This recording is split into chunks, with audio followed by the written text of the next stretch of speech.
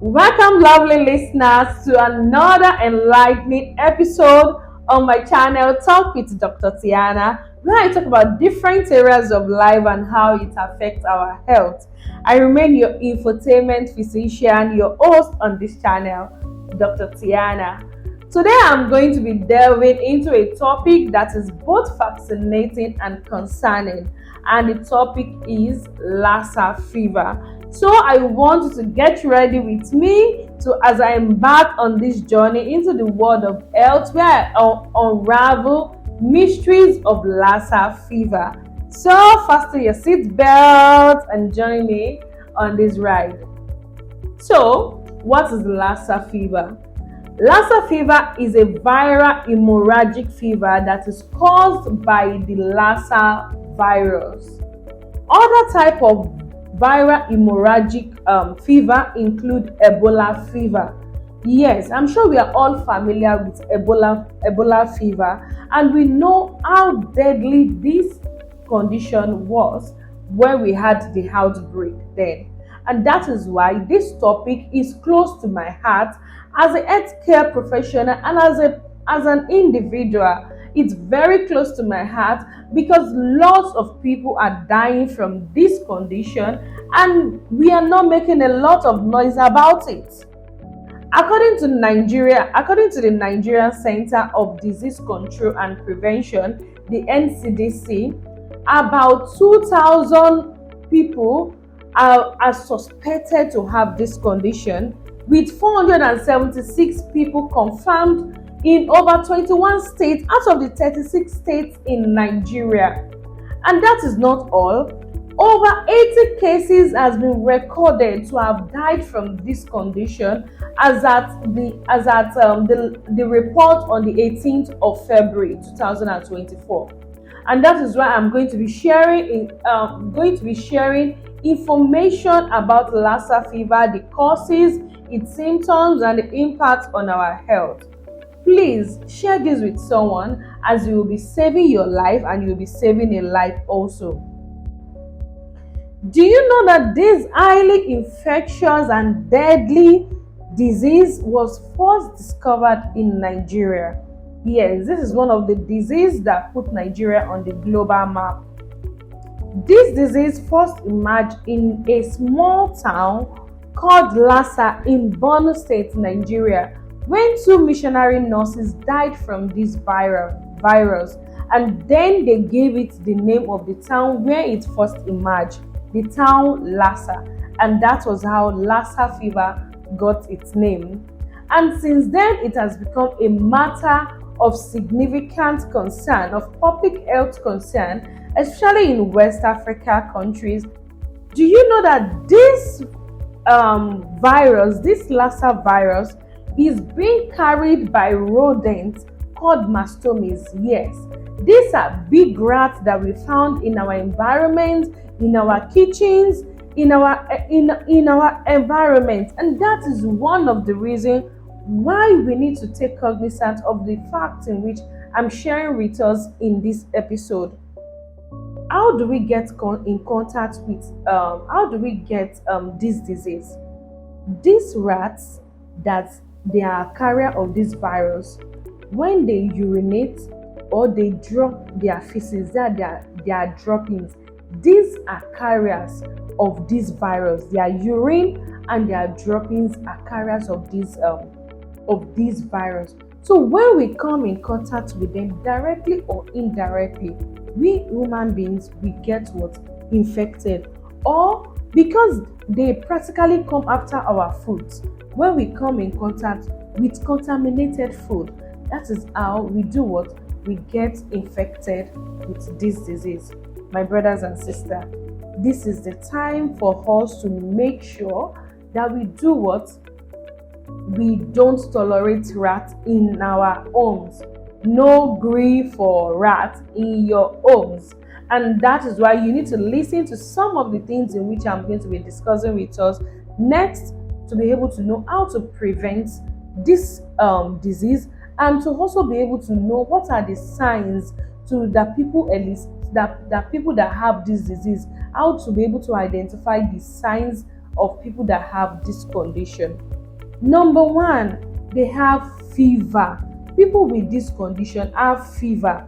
Number two, they have headache, they have body pain, they feel like vomiting. Some even vomit, some have diarrhea, some have sore throat, some have cough, some have stomach pain. You can see that all of these symptoms that I'm mentioning, basically they are like symptoms that you say, oh, this is malaria, this is upper respiratory tract infection, but it could be Lassa fever. And that is why you should not take any of these for granted.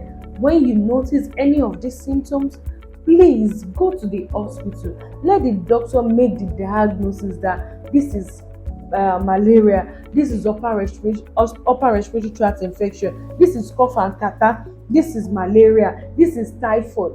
Don't take treatment into your hands.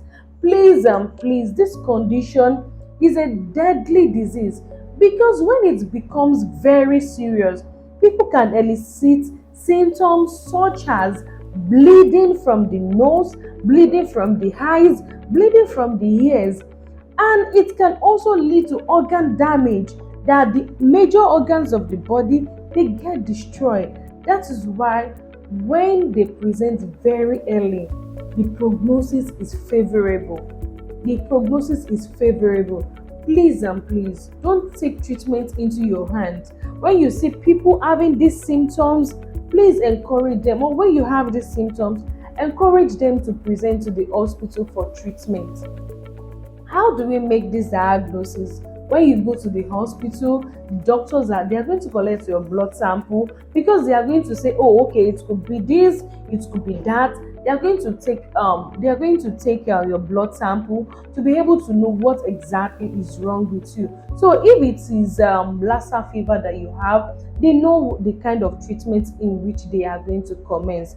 As a point of emphasis, ladies and gentlemen, any individual with any one or more of these following symptoms: body weakness, headache, fever, cough, nausea, vomiting, diarrhea, body pain, chest pain, hair loss, please and please encourage them to do what?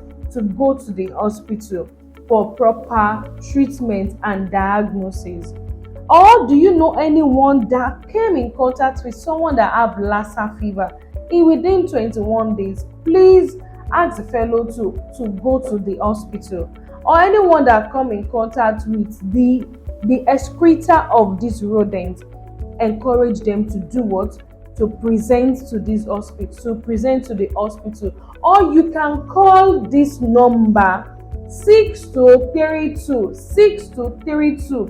It is a toll-free line. You can call this line. It is free. And don't worry, I won't tell them that you are the one that told them that this fellow is exhibiting these symptoms. You will be saving an individual, and you will be saving your own life too by so doing. As we explore the world of Lassa fever, it is important to focus not only on the challenges, but also on the beacons of hope in its treatment and management. One key element in the fight against Lassa fever is the antiviral therapy. Antiviral therapy has been found to be potent when administered timely. That is why when you notice these symptoms, please don't sit at home, present to the hospital so that this drug can be administered to you. This drug has been found to mitigate the severity of this disease when administered early.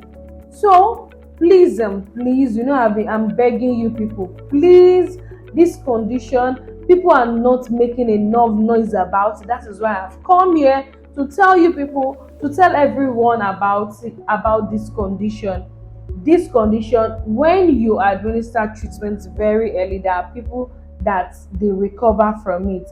Early intervention can be the catalyst for a positive trajectory in the face of Lassa fever. It is a testament to the power of timely action and the incredible resilience of the human body. Please and please, early detection, early commencement of treatment can save life. Now, How do we prevent this disease? How do we prevent this disease? One of the things in which we need to do in preventing this disease is to be able to do what? To get rid of these rodents. To get rid of these rodents. And how do we do that? Let us seize block all the holes or access into our homes. Let us seal our food so that they don't come in contact with our food. Let us keep our environment clean. Let us wash our hands regularly. Let us make sure that we have good hygiene. By so doing, we can reduce the risk of having this viral disease leading to what? Lassa fever. Please, as I mentioned earlier on, let us carry Operation No Grief for Rats in our homes. Operation No Grief for Rats in our home. And also, peradventure, you kill any rats in your house, please make sure you discard them very well. And after then, wash your hands very well.